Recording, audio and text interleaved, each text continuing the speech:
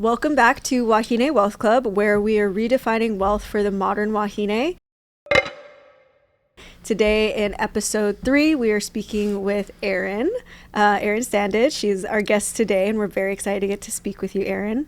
Thank you for having me. Yeah, and we're excited for the audience to get to hear and learn more about you.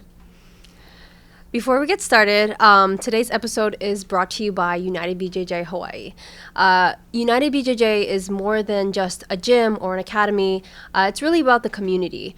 And so, of course, while we teach real-life skills that you can apply on and off the mats, it's really about developing that confidence and that growth mindset. And so for our listeners today, we are offering a special offer. And you can try the women's only no-gi grappling or traditional Brazilian jiu-jitsu for your first month, 10% off. And you're also more than welcome to come on by and try a free class. So you can check that out at unitedbjjhawaii.com. Awesome. So, Erin, I know that you have quite a wide variety of things that you do and interests and just so many different things. And we're really excited to get to hear more about that today. But if you could just give us a little snapshot blurb about who you are, what you're passionate about, and a little bit of background. Yeah. So my name's Erin Standage. I am a functional health coach. I also teach martial arts, primarily kids jiu-jitsu and women's self-defense. I'm also a nursing student and future DNP.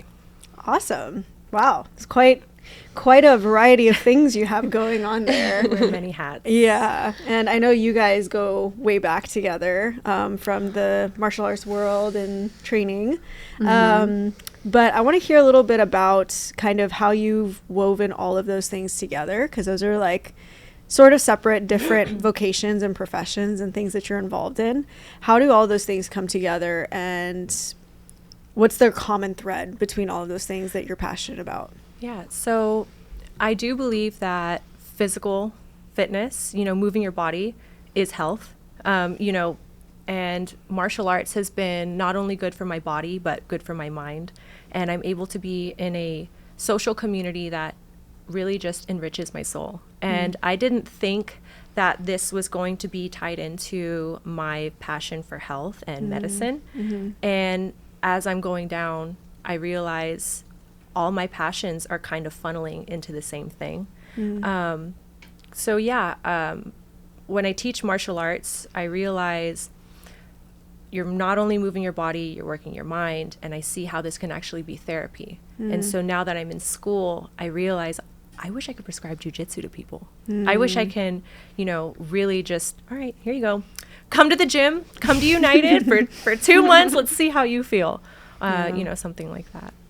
Where do you think that passion for health really started? So my passion for health started, I think, when I was really younger. So when I was 15, I was diagnosed with cancer. And so my personal experience having to go through all of that really inspired me. It catapulted me into wanting to go into the medical field. I feel like I was given a second chance at life. And so I'd like to, put that energy towards helping other people that possibly, need help as well. Yeah, it's always it's like the equal parts of turning pain into passion. Totally. I think that's so beautiful and painful and inspiring, and to take something like that experience and be able to carry it forward to say I want to make a difference in the world is really beautiful. 100%. And you're going to help a lot of people because of that purpose and that mission. Yeah. For those who want to get an even deeper look into Erin's journey, we did create a fight story video with Erin called, it's Erin's fight story, but the title is Purpose Through Pain. And it gives a really in-depth look of everything that she's been through and everything she's overcame, and that led her to be the woman she is today. So highly recommend. You can check it out on YouTube. But yeah, no, just Erin, thank you so much today for coming in. I know we have known each other since 2018, I think. I went to your wedding, so whatever. That's 2018. Yeah. And we have, shared the mats together, trained together, and just gone through so much life. Thank you for being here now on this our new chapter with Wahine Wealth Club. I just wanted to have you on because you're such an amazing human being with such great energy, and I want to share that with the world. Yeah. I love you so much. I love you too. I love all you. The growth that we've been through. I love all the stages. To go back to what, thank you. It is very special to share this space with y'all and to, come together and lift each other up, motivate each other, inspire each other, because I feel like this is a great catapult into something greater. Thank you. We certainly hope so, and we believe that, but it's really nice to hear it from someone like you. As far as your kind of like origin story with what brought you to where you are today, I know you shared cancer when you were 15, that diagnosis. What was that point of life like for you in getting that diagnosis that I don't think you're ever prepared for at any age, but especially at an age like 15? I can only imagine how earth-shattering that probably was. So what was that experience like for you? And how did that experience change you and your perspective? So, I mean, I can look at it now in retrospect, now that I'm no longer in that position. At the time, that was the first time I ever saw my dad cry. And my dad's like a no nonsense, like really serious kind of guy. So I knew it was pretty serious. That was the first time I've ever had to face my own mortality, understand that we are only in this vessel for a finite amount of time. And, it definitely shifted my perspective in understanding what is the meaning of life? Why are we here? What happens when we go? And I've spent many days in that chapter thinking about why I'm here, thinking about, time. Time is a non-renewable source. We're not going to get that back. And so it definitely changed my perception in realizing that I want to spend my time with people that I really love. I also want to be very intentional about where I'm spending my time, where I'm at, who I'm with, the things that, the foods that I'm eating, everything. Everything needs to be intentional. And did that answer your question? Yeah, absolutely.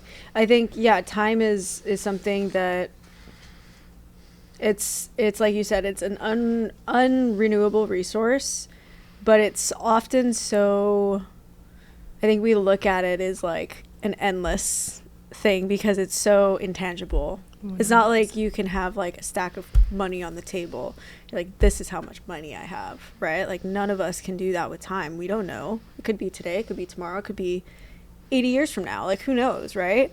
And there's so many different components of that. But I think especially when you are that young, to be confronted with your mortality in that way, that really changes your perspective. And I think I would imagine, I guess you can speak to this, it forces you to grow up a lot too. Totally, 100%. Yeah. I was pulled out of a high school. I guess I didn't live a very normal, what is normal, right? I didn't live a very normal childhood. And so I had to be pulled out of high school and I was homeschooled. I wasn't allowed to see people very much because I was very sick. And then there was one moment where I became neutropenic. So my white blood cell count became very low. And I had to get rushed to the hospital. I grew cultures in my blood. I almost died. And so I had to be quarantined for a while. I couldn't even see my parents. So it's very unique. It's not a very common thing. I didn't know many kids that were going through the same thing. I spent a lot of time alone. I spent a lot of time in my own thoughts. It ended up kind of being a good thing though. It was like my time for meditation, my time to speak to God. Those were the conversations that I've had. Oof, gives me chickens. It was the time that I could spend talking to God, and really it brought me closer to God. It brought me closer to my faith. And no, I don't think it was a a very common experience. But the times that I spent a lot by myself, alone by myself, I found out more about myself, and I became my best friend, which, kind of sounds a little weird. But I think, we should all talk to ourselves like our best friend. We should all, speak to yourself very nicely.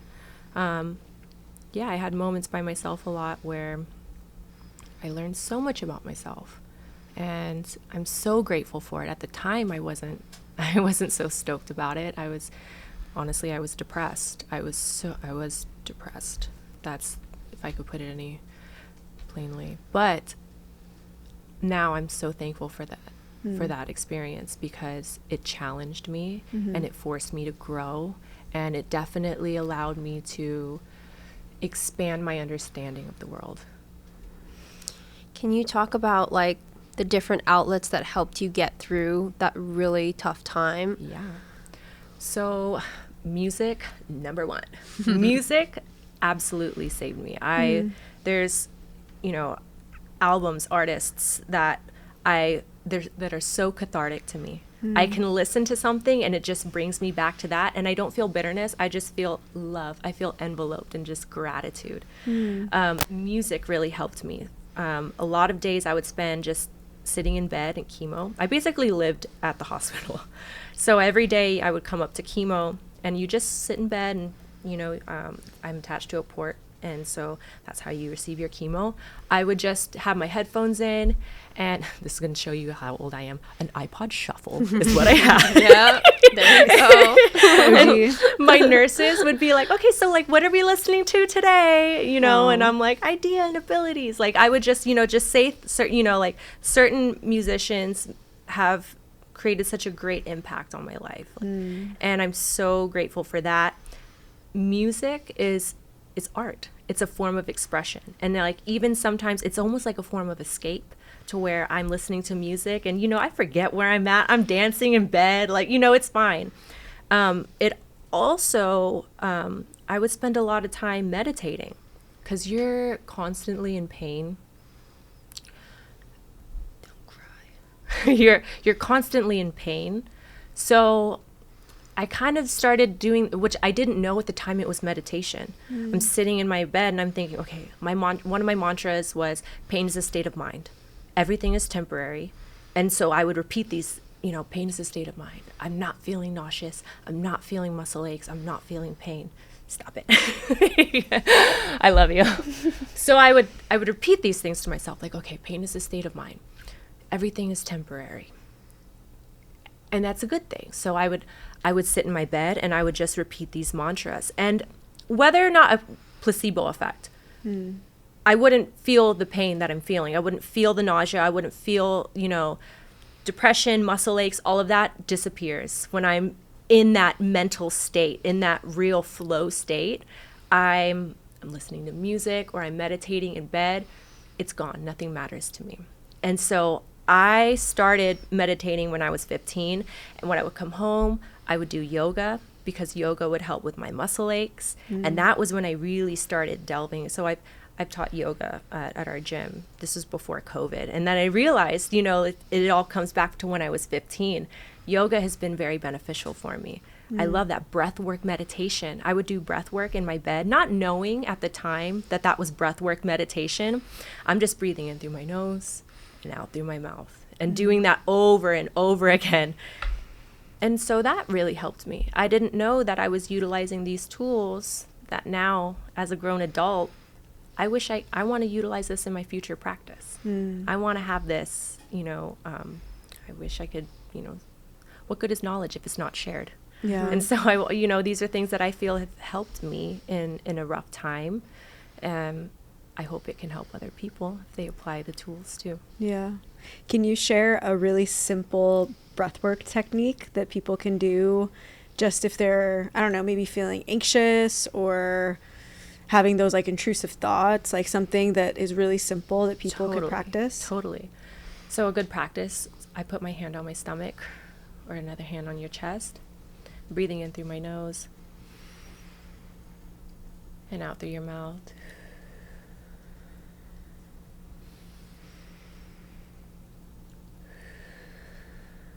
and just really bringing your awareness to the now.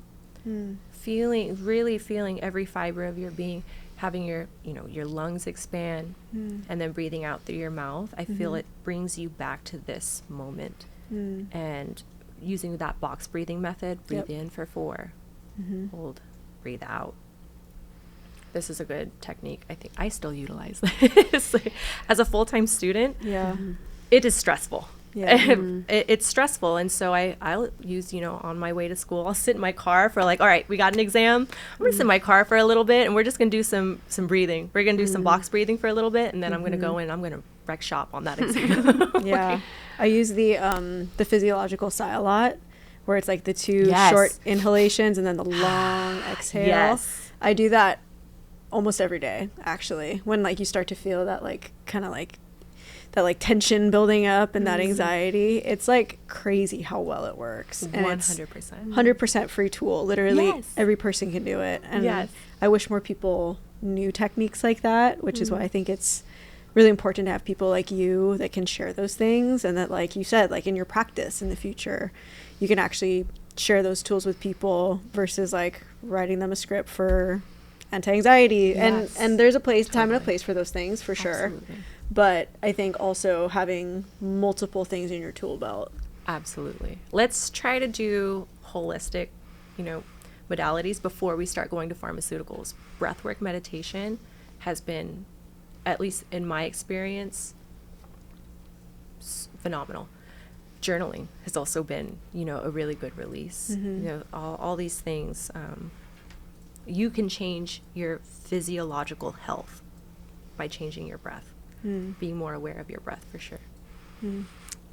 I don't know if you guys ever felt this. I use box breathing, but sometimes it's crazy because I'll do the box breathing and then I'll actually start to like kind of freak out. I'm like, I just need to breathe normally for a bit, and I'll be like, breathing normally kind of seems easier once I've been trying to do my box breathing, because it's difficult. Like, you really do got to focus when you're doing those breaths and holding and then releasing. And then sometimes I kind of panic and I'm like, I just breathe normally. I'm like, oh, it's a lot easier to breathe now. I don't know.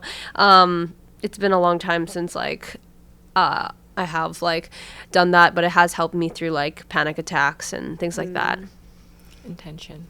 When you hold that intention, it makes a difference, right? Yeah. It's also like a muscle. I think the more you do it and you start small, and maybe it's not 6 seconds right off the bat, maybe it's just 3 seconds, and then you just build from there, and it's like a muscle that gets better and easier over time. 100%. Yeah. I feel since I've consciously implementing breath work like every morning, when I'm at the beach, like I like to count, like, how long can I hold my breath? I have to build myself up to it, but 1.5 minutes is as long as I've gotten to holding my breath, and I know I'm like, breath work! Like, That's amazing, works! Yeah, it's amazing. What are some of your other, I guess if we were to talk about for you, things that, during that season of your life, it sounds like breathwork, meditation, music were really huge for you in that season.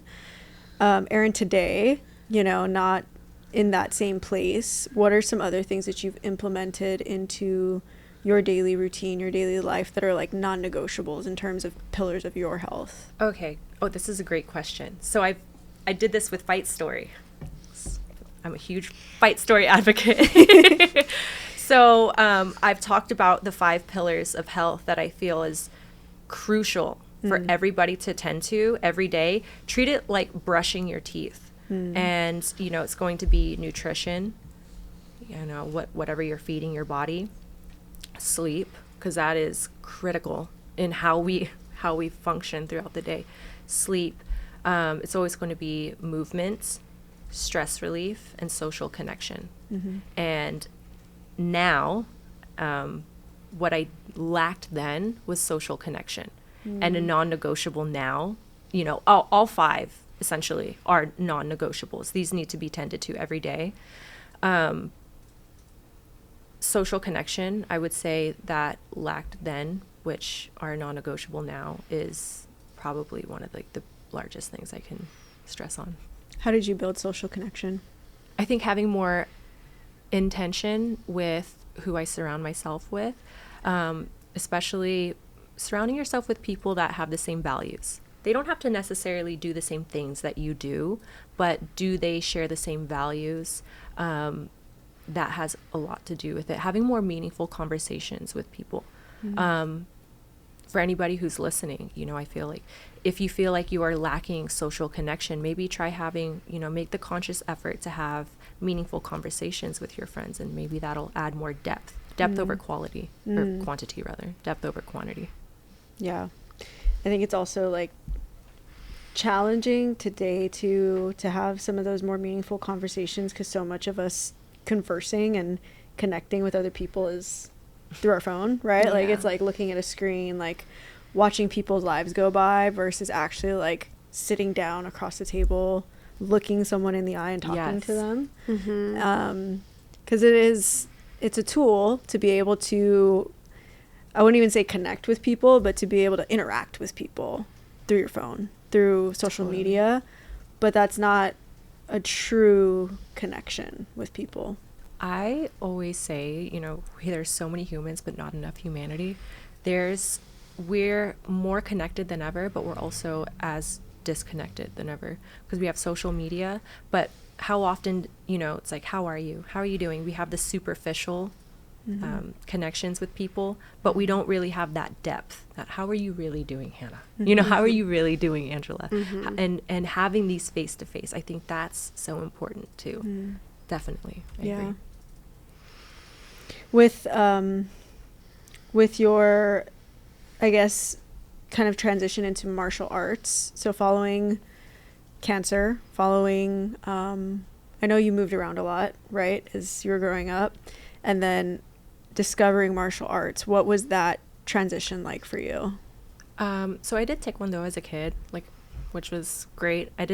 Honestly, we lived in a really ghetto neighborhood, and so my parents just wanted us to go to do something after school, you know, where we're not hanging out with the neighborhood kids. But when I was 15, I was drawn out of school and I had to get homeschooled. I had a little bit of time on my hands to where I could now found a hobby to do. And that was something that my oncologist encouraged my parents, you know, like put her in something that's going to, you know, keep her busy. And my first thought was jujitsu. I wanted to do jujitsu. So there's a place in San Antonio, Texas, Rodrigo Pineros, shout out. And it actually ended up being the first gym I actually went back to like years later. Cool. So I went into this gym and I saw everybody doing forward rolls. And at the time, mind you, I had a wig. So I was wearing a wig and I saw everybody doing forward rolls. So my mom and I went, and, you know, she's going to inquire about classes. And I see everyone doing forward rolls and I'm like, oh God, like my wig is going to come off. No. So I was like, all right, never mind, Mom. Like, I'll do hip hop and jazz dance. So I did hip hop and I did jazz dance classes instead. Cool. But I always kind of kept that in the back of my mind. I was like, damn it. You know, like I wanted to try jujitsu. Wow. So that was always kind of in the back of my mind. And I ended up trying to do jujitsu again when I was 22. And it didn't work out. I didn't like the gym. It wasn't a good fit for me. And then finally, when I was 26, that was when I started. In between that time, I've done like boxing and kickboxing, but I've always just kind of like, since I was 15, just kind of put it in the back of my mind, like, all right, we're going to put that on the back burner, but we're going to come back to it. And when I was 26 is when I really started making the conscious effort, like, okay, no, we're going to train jujitsu. And also Mike, you know. So I want to ask something for listeners out there who might have tried something before, an activity, and, you know, have been discouraged or wasn't a good fit. Like, what didn't, like, deter you from trying it again and again, you know? What deterred me? What didn't deter you? Yeah. So I tried it when I was 22, and I really didn't like the people in the gym. It wasn't a good fit. And so it left a bad taste in my mouth. Yeah. But in the back of my mind, I was like, wait a minute. I'm not going to let them ruin that for me. Oh, you know, so I like, maybe because I'm stubborn. Hey, we can use that as fuel, right? Yeah, totally. Yeah. So I was like, I'm going to give this like a fair shot. I'm going to try jujitsu again. And I really liked it. I ended up, I realized it is healing. It's healing. And when I was 19, I was attacked in my own home by somebody, and I did have to fight for my life. There was a moment where I had to fight off my attacker, and this actually catapulted me into teaching women's self-defense classes. And so that moment, I always knew that I was going to, I've always liked boxing. I've always liked, some sort of like contact martial art. And really martial arts is what always interested me. And I feel like not only am I able to get my power back by, being confident in knowing that I can protect myself, but I'm like, man, this is great. This is good medicine. And so, that also was like, okay, no, I need to know how to protect myself. I think everybody should know how. And so that was like one thing that I always had in my mind, like, all right, I'm not going to just give up. I'm gonna keep trying at this jujitsu thing. Yeah. And I ended up being kind of good, I guess. I'm just consistent with it. And so I teach at the foster home. I've had the privilege of teaching at the foster home, Wow. self-defense, and also for a wonderful organization here on the island called Ho'olanapua. And so they help boys and girls that are victims of human trafficking. And so I've realized by teaching self-defense to the children how empowering this can be for them. Yeah. And essentially it's like medicine. It is. It's incredible. So when I was teaching at the foster home, there was one, I used to teach like on the weekends. And so during one at the beginning of the year, I brought them all journals. I'm like, all right, new year, new goals. So we're going to have write down your goals on the mat and then write down your goals off the mat, because I'm not just teaching them to do self-defense and jujitsu. I want to help teach them discipline and out of the mat, and good values. And so, I'm telling them, write down your goals and why do you do jujitsu? Write down your whys. Cause if you have a strong why, anyhow, it doesn't matter how it happens. So one of the girls told me, she was 14. She said, I want to learn self-defense because I was abused by an older man and I want to make sure that never happens again. And so for me, it's like, all right, like that catapulted me into starting to teach these women's self-defense classes. Like there's a need for it. It's not just, okay, yeah, it's fun. Like, let's learn this. Like there is a need for it. And I resonate with that girl. I know what that's like. And so essentially we're all kind of reflections of each other, right? And if I can help somebody else, I feel so much better. I feel like I really am truly living out my purpose by helping other people, no matter which direction I go, medicine, martial arts, whatever. If I could just say, to any of the listeners, any of the females who are listening right now and do want to take that step to gain confidence and empower themselves and learn how to protect themselves, but they're scared, they're hesitant, they don't want to take that step through that door, what would you say to encourage them? Growth only exists outside of your comfort zone. I say that over and over again at the beginning of my women's classes. I'm like, raise your hand if you were, a little shy to come over. And so many women, like, hands just shoot up. I'm like, okay, perfect. I'm glad you took that first step, because you have to get outside of your comfort zone if you want great things to happen. And, it is hard, but I think it's important that we create a safe space. We, motivate other women that are feeling shy, because we've all been there. Everybody had a day one, everybody started, with a day one. And I think that's important. Creating a good support system and also encouraging them to step outside of their comfort zone. That's number one. And then the community that they can actually build once they do stick with it is just beautiful. I mean, you and I can, we can testify to that it speaks beyond just the actual training that you're doing. Totally. And the feeling of camaraderie that you get. It's really hard, I feel like, actually in combat sports to get that sense of community, even though it is like, it's an individual sport when you go and step in the cage, but there's always a team behind you. But it's always, sometimes you have to be like selfish, right? And then you're trying to like beat the other person and get ahead in line, or like, I want to be number one, I want to be top seed. And, especially with girls too, that culture. And, so I would say, and I mean, you and Mike have a gym too in North Shore, like that probably stems from the top down, that like the leader needs to be setting the tone for how the culture is going to be in the community. What do you think about that, Erin? You have like similar experiences of like instances where you've kind of needed to set the tone, right? I mean, the students and the members, they're gonna be following exactly like setting by example, right? Yeah.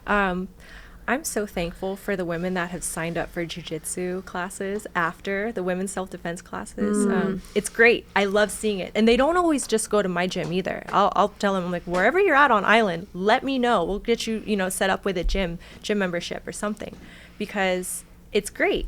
It is awesome. And I think it's important that you do kind of lead by example. I know, at least in my gym, I do hold a leadership role. I do have that role where I kind of am leading by example, and I love to see the women. It's not all about competition, not at all. But I like hearing the women that, like I think I want to compete, or seeing them do compete. And, it's awesome. And so it's like, maybe like it is a little bit of pressure on myself sometimes too, because like I know that I'm inspiring and I'm motivating them to do the same, but I love to see that, because we're all kind of just like bouncing off of each other. We're all kind of inspiring each other, motivating each other to do better. And no matter what it is, off the mat, on the mat, you got to do things that you're kind of scared of, because if you're scared, you're headed in the right direction. Totally. Yeah. As a leader, like in your gym, and then also a future medical professional, what kind of role do you think vulnerability plays in leadership? Huge. I think it's very important to, give yourself permission to be human, because that's the most important. Showing vulnerability, letting people know that, hey, I'm not perfect either. That kind of gives that mutual understanding, like, okay, like I see myself in you, you see yourself in me. We are all reflections of each other. And I think it's important to be vulnerable. And I share myself. I'm an open book to everybody, the good, the bad, whatever you want to know, because I don't have any shame in it. It makes me who I am. I think shame is a big limiting factor for a lot of people. And it's interesting because it's something that we've all collectively, as a human race, everyone goes through those bad times. Everyone has something that happens that's embarrassing, that's scary, that's traumatic. And so we've all like had that experience, but when that experience turns and like festers into that shame, I think that's really where you start to see some of those destructive tendencies and behaviors start to come out. Don't be shy to fail. Don't be ashamed to fail, and I feel like that when people are so scared of failure, or they're scared of, embarrassing themselves, they don't do things, like they'll stay exactly where they are. They'll stay stagnant. And what fun is that? I think it's very important that, you don't be shy. You don't be scared to fail, or, embarrass yourself, have shame, because that is going to make your authentic journey yours. I heard that the cure for shame, or the opposite of shame, right, is love. We need more love, more self-compassion. And like really most of the time we're our own like worst critic. And I think that also stems like from probably like childhood, or like the voices that like words that were said to you, but changing that narrative and taking hold of that power, stepping into that and owning it is like the first step to really like living a life of like purpose and where you want to be, right? Totally. 100%. What do you feel like in your journey, as so many different things have unfolded in your life, there was a lot of opportunities for you to kind of, for lack of a better word, throw in the towel, right? Like there's a lot of opportunities where it was just like a lot of people would have gotten that diagnosis and been like, all right, well, this is just the hand that I've been dealt, so let me just like take it. Or getting attacked, by someone and feeling like that level of like trauma and shame and like all of those different things. What do you feel, how do you feel like you were able to push past those things? Because I don't know you as well as Angela does, but in our interactions, you've always struck me as someone that's very much a joyful person, but also someone that's very just pushing forward. Like, I don't know how else to describe. I don't know what the word is for that, but very, very motivated, very joyful, and very like just happy with the journey. How do you feel like you were able to do that? Do you feel like that's just a personality trait that you have? Is that something that you had to cultivate? Were you always that way? I'm an alchemist. So I like to say I'm an alchemist. I will definitely alchemize that pain into something positive. Mm. And I think that's very important to do. And maybe I was, I learned to do that at a very young age, when I was dealt a bad hand. Just we're gonna turn that, we're gonna transmute that into something better, into something positive. I think that's very important. Is there a skill set that people can use to have? Because I think that is something that you have to cultivate. That doesn't just happen, right? Like, I think some people have things that happen to them, and then over time, it's like a muscle. You work that muscle over and over and over again. You become better at it. Are there ways that people can do that to have more of that strength? Talk to yourself like you're your best friend. Mm-hmm. How would you talk to your best friend? What advice would you give them? Okay, now put yourself in those shoes, mm-hmm. and then talk to yourself that way. You have to essentially be the main character of your story, and really just advocate for yourself. Mm-hmm. You got to muster that strength with every fiber in your being. You got to pick yourself up, because nobody else will. Yeah. No, I totally agree, and that kind of resonates with earlier, like I was saying, that I had a hard time sometimes like standing up for myself. But then when I put someone else in my shoes, like when I viewed it as like, how would I want Ava to be treated by someone? How would I want her to be standing up for herself, or Victoria? Then it's much easier for me to be like, oh, I would be so protective of that. I would be like, hey, this is what you deserve. And then I'm like, oh yeah, I got to check myself. Like, I got to hold myself to that level, right? I think you and I, and all three of us actually, were very productive people. We're very hardworking. We're very go. I don't know about you guys, but sometimes I feel like it's really hard for me to vocalize or share when I'm actually going through it, when I actually need to ask for help or advice, or just like, hey, I'm like not having a good day, and like letting that guard down. Just wanted to kind of maybe start that topic of conversation, because in this culture it's pressed so much to like, yeah, just keep on keeping on. And it is true, there's a time and a place that's necessary, but then also like learning to have that balance of rest, learning to have letting that guard down, and like letting people in, letting people be there for you. Totally.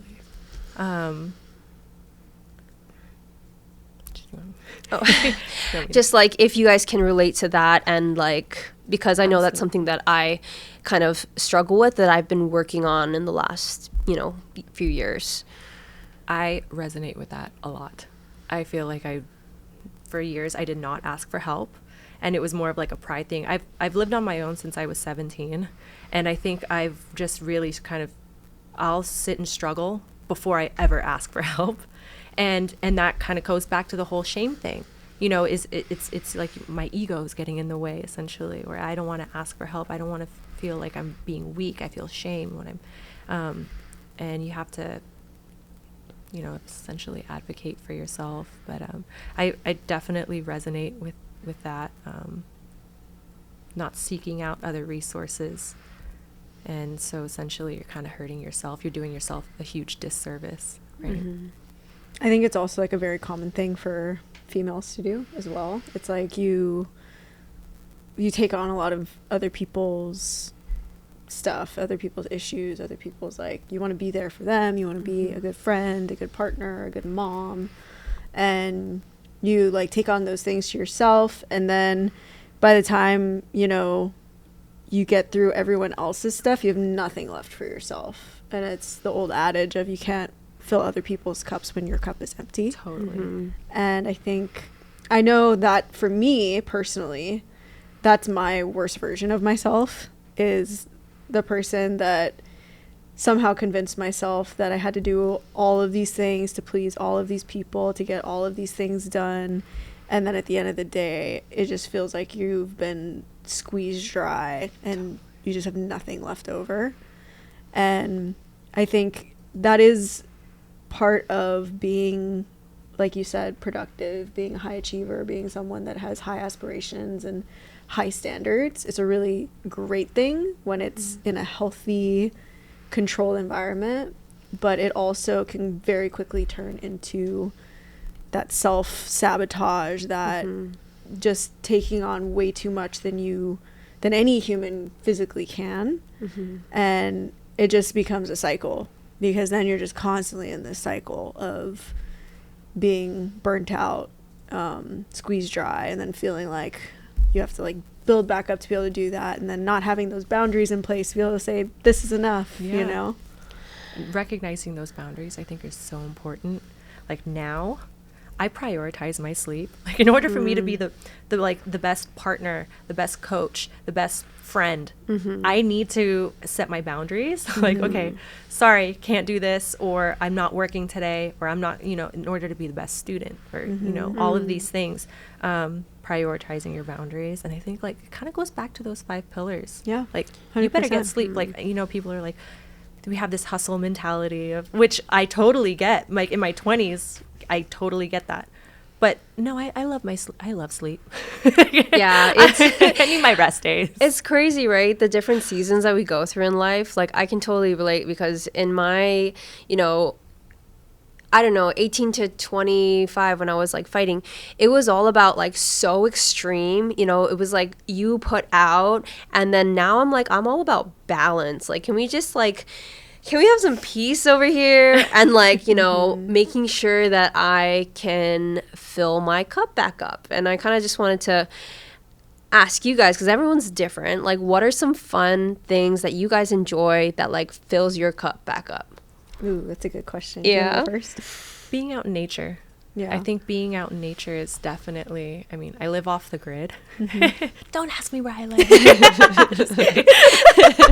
But I live off the grid, which is very unconventional, but it's brought me so much closer to the earth, and, you know, being more aware of all that goes around me. And yeah, I think that's so important. Like, I need to have, like, if I'm stressed, I'm going to go out to my garden. I'm going to touch a plant. I need to touch something. I need to ground my feet onto the earth, because that, I feel like that definitely fills my cup. It totally does. Those are the conversations. That's the time when I'm going to sit, breath work, meditate, talk to God. These are the things that fill my cup. Nice. Yeah.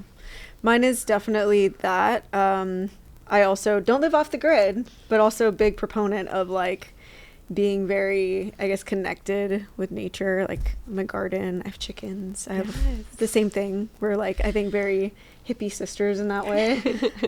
So for me, it's like, I think it's less about like just the action of being outside, and for me it's like being outside without feeling like there's like a schedule. Like, I hate when I go out there and just like run around and like do stuff, and I'm like, I just have to get this done, because then it just becomes another chore, A task. Yeah, but it's when I have like a free morning and I can just like leave my phone inside and just go outside and go like pick some flowers and make a little flower arrangement for myself, or like, you know, cut vegetables for making for dinner. Yeah, mamaki tea, you know, like all of those things. I think it's less about like the action of being outside, and it's more about giving myself like the freedom to do that, and like the like just not having like a schedule I need to like stick with, because my life is so heavily dictated, unfortunately, by my calendar. And like, you know, you have a meeting at this time, you have training sessions at this time, you have to go do this thing, and it's great, it's amazing, but it's also like you have to work in those times that are just for you. Right. At least once a week. At least. At the very least. Sunday. One of the things too that that my husband and I have been doing is we try to allocate one night where we call it couch time, where we literally just sit on our couch and watch like Netflix, or right now we're watching Severance. Treat yourself. Severance. Anybody watching Severance? No. Oh my god. Oh my god. Is it a TV series? Yeah, it's on. I'm gonna have to check it out. HBO, I think. Okay. Oh no, I'm sorry, Apple TV. Oh, okay. If you like thrillers and like mind kind of like tweaky stuff, so good. Yeah, very good. But yeah, couch time and spending time outside. I love that. Yeah. What about you? This is gonna sound funny. I really like my like fill my cup back up kind of a thing is, so when I'm in my kitchen, or I'll go grocery shopping for specific ingredients, and I'll make like a new pasta dish, because I love pasta. And so that's fun. You know, when Mom was in the kitchen and Ava's with, you know, Bruno, and I can just have my time on my music, and I'm like happily cooking, you know, and like that's fun. making something new, something like delicious. And that's kind of my fun time that I have for just like, you know, me. And yeah, I think it's like, it's so nice to hear everyone's different, you know, different ways that they can pour back into themselves. And it's like when people say like, oh, self-care, like they think of just face masks, or just like, you know, whatever, but it's so different, it's so individual. And just, yeah, doing more of the things that make you happy. Yeah, absolutely. Sometimes when you're saying that, I just automatically, I thought of like beating up my teammates is self-care. Like, which is like, you know, like this, that's a form of self-care. We all need an outlet, so. Because I was like, do you think of face mask? I'm like, yeah, no. Like, remember me. Like, I mean, I do love a good face mask. For sure. You guys, what did you call it? Mat face, where you like get your face in the mat. Oh, yeah, like, yeah. That's like your self-care. That's your face mask. Just grinding your face. Like, that's an exfoliation. I love it. When you think about your culmination of all of those things, because it sounds like you're very in tune kind of with all of those different components of what you would qualify as wealth, how does your ikigai span into all of those different things? And ikigai being like your purpose, kind of your why you're here. I love this question. Yeah. Okay, so I absolutely love this question, because I feel like ikigai is so important for everybody to, you know, incorporate in their life. I'm 100% intentional in everything that I do. And, you know, you won't see me just anywhere with anybody. I'm very particular with where I'm at and who I spend my time with. And, you know, having to think about, what am I passionate about? What is something that, you know, fills my cup up? And what is something I can make money off of, you know, make a living off of, essentially? And what does the world need? I feel like these 4 components, my passion is to make a positive impact on somebody else's life.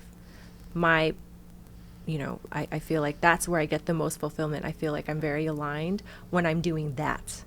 That to me fills my cup up, you know, having to help other people. I feel like essentially, I feel like I am a medicine woman, you know, in terms of like, no matter on and off the mat, you know, or in and out of the clinic, you know. I feel I've been very passionate about helping other people, being very intentional of where my time is being spent, where my efforts are being spent, the type of people I surround myself with. It's all kind of funneled down to the same purpose, and it's in-depth, really in-depth connections, not surface level connection or surface level friendships. A lot of it is, I think a lot of it is just intention. I think ultimately it's just intentional. Does that answer the question? Yeah, it does sound like you're very selective with who you surround yourself with and the people that you choose to give your time to. How do you select those people?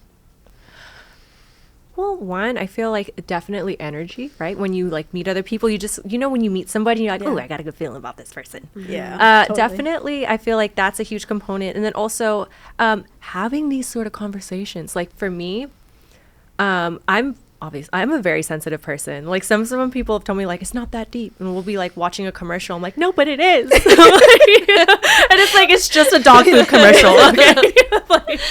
But to me, everything is deep. Like it's always, that's just how I am. That's how I operate. Everything is, I think a lot about things and, connections, and everything is intentional. Everything has purpose. And so does it align with my purpose? Okay. Do I have a good feeling about that? Okay. I'm going to, what am I learning from this? Every interaction, of course, you can learn something from somebody.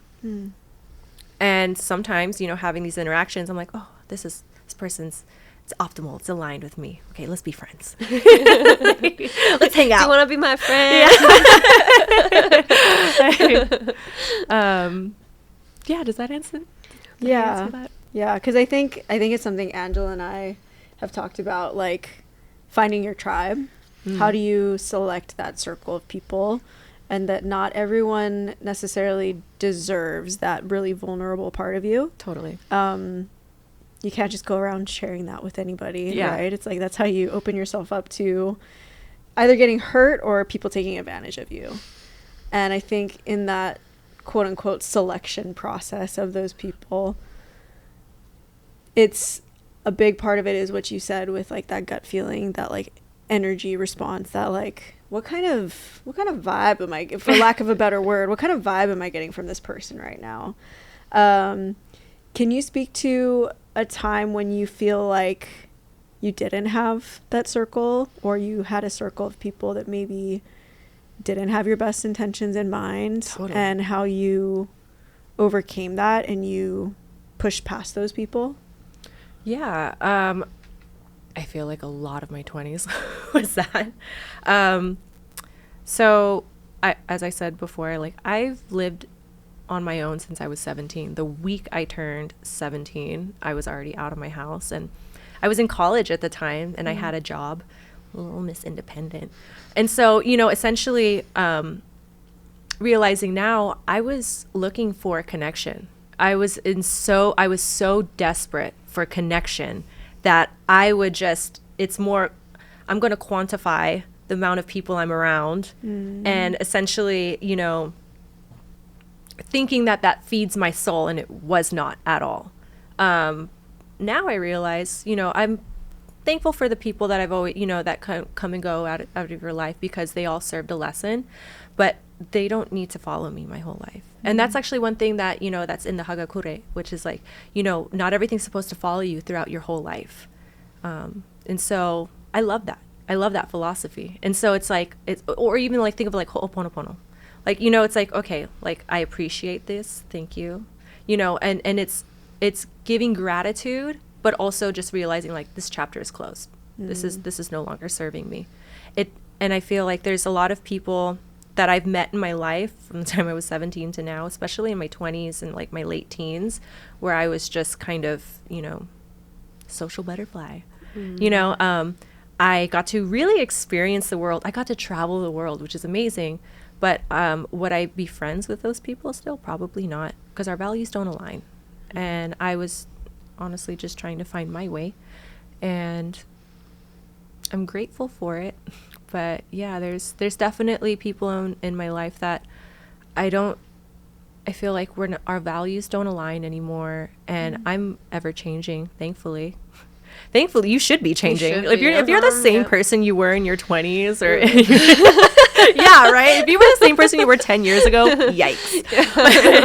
But you know, I'm ever changing, and you know, with that, I feel like I meet new people, and I'm like, oh yeah, like our values align. I really dig this. I like this, and so. Yeah, I mean, like, even, like, we were just talking about, like, I don't drink. Like, you won't see me at a bar. You know, like, I don't really drink out places. And so I had in my 20s, I had a large group of friends. And I had to actually, you know, the past 5 years, realize, like, oh, we only hang out when we go out. You know, like, do we have any other commonality other than, you know, like, drinking? If that's the case, then maybe, like, peace out. I'm sorry, I love you, but peace out. Like this isn't optimal for me. Yeah. You know, no hate to anybody that, you know, drinks at all. Like, I just did last weekend. But you know what I mean? Like there's a time and place. Yeah. And so like I feel like it's not my identity. And I think having a strong sense of identity, that is like one of the most powerful things to have. It's one of the most rarest thing to have in this world is a strong sense of identity. I know who I am, and you know, I'm very confident in who I am as a person, and so I feel like that can either draw somebody away or it can pull them towards, you know, pull them towards me. And I think that's what a lot of, you know, young people and, you know, everyone is kind of searching for these days, is like finding themselves and also finding their community, finding their tribe, finding their person. And it's like, start with you, but also start looking in the right places. Yep. Yeah. It is interesting because I think when you're an adult, quote unquote adult, which I'm like, are we still adults? I don't know. Sometimes I'm like, oh, am I the adult in the room? But as you get older, making friends is hard. Oh yeah. It's so uncomfortable. Yeah. It's not like elementary school where you can just come and be like, do you want to be friends? Like, Yeah. okay. You know, and that is something, I think that's also a skill, like learning how to be friends and how to put yourself out there and how to make friends as an adult. And like you said, knowing when you need to walk away and having the courage to do that, to say like, I know this is going to feel really weird and really uncomfortable, but I'm still going to do it because I know this is what's best. And there's going to be another group out there for me that's going to align and push me forward. Totally. Yeah. Yeah. Well, let's kind of, I guess, start to wrap up. We wrap up every episode with a closing question. And so, Erin, we would like to ask you, what is one way you generated wealth in your life this week? One way I've generated wealth in my life this week. Sitting in nature, reaching out to God, and having those deep conversations. I feel like it enriches my soul. It makes me a better person. It makes me a better friend. It makes me a better, you know, just all the roles that I play, it fills my cup up. It really enriches my soul having those deep conversations. I'm with God, really. Like that is my constant, like, oh, I feel good. Like that, that's giving me the energy, the motivation to do everything, to wear all of these hats. Well, thank you so much, Erin. It was so much fun having you here and just having these conversations that I think will resonate with so many people. I had so much fun. Yeah, thank you, Erin. Really appreciate it. We also have another question from the prior guest that was here. So, yeah, we're going to have you go ahead and pick up the receiver on the phone, and you're going to listen into the question from the last guest. Hey, next guest. What are you going to do to build wealth with your circle of friends? Okay. What am I going to do to build wealth in my circle of friends? I'm going to speak love into them. I'm going to speak love, and I'm always going to want to inspire them and challenge them and push them and want them to grow outside of their comfort zone. Beautiful. Love it. All right. So you can go ahead and leave a question for the next guest. So you just pick up the receiver and go ahead and ask, and you won't know who the guest is, but just ask them something that you think is going to spur wealth in their life, maybe wealth in other people's life, maybe just something you're curious about, or a thought-provoking question. Okay.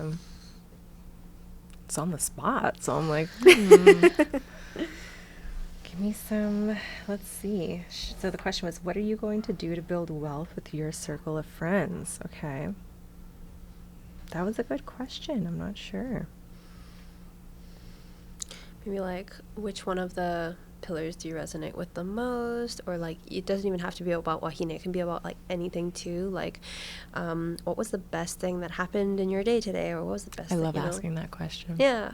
What was the weather like? Yeah. I'm You know, always like, what's the weather like in your world? Yeah. Okay. Okay. Do I pick it up? Okay. Okay. What was the greatest deed you've done for a stranger this week? Ooh, I love that. That's a good one. Yes. Awesome. Well, thank you so much again, Erin. It was so fun having you here and getting to hear more of your story and the impacts that you are having on the people in your life. And we hope to speak with you again in the future. Thank y'all. Love y'all. Love you, Erin.